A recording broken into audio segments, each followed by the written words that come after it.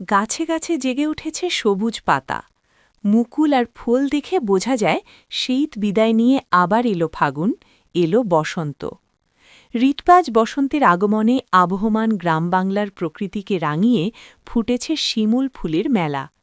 কিন্তু কালের বিবর্তনে আগুন ঝরা ফাগুনে চোখ ধাঁধানো গাঢ় লাল রঙের অপরূপ সাজে সজ্জিত শিমুল গাছ এখন বিলুপ্ত প্রায়।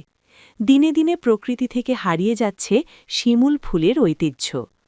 গাইবান্ধা থেকে মোহাম্মদ জাহিদুল ইসলাম জানান, বিগত এক যুগ আগেও বিভিন্ন গ্রামের অধিকাংশ বাড়ির আনাচে কানাচে আর রাস্তার ধারে প্রচুর শিমুল গাছ দেখা যেত। এখন উপজেলার কূপতলা চান্দেরঘাট এলাকাসহ গাইবান্ধা জেলাসহ দেশের বিভিন্ন জেলার গ্রামাঞ্চলে এখন শিমুল ফুলের অপরূপ শোভা। পাতাঝরা শিমুল গাছগুলোতে লাল পাপড়ির মেলা বসেছে।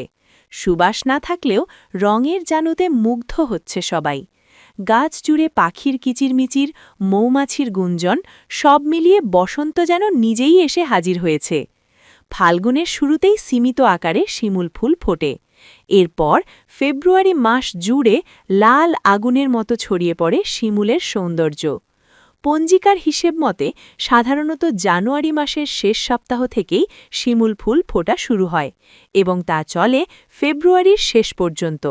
তবে আবহাওয়ার পরিবর্তনের কারণে কোনো বছর কিছু গাছে আগেভাগে, আবার কিছু গাছে দেরিতেও ফুল ফোটে। শিমুল মানেই যেন বসন্তের আগুন।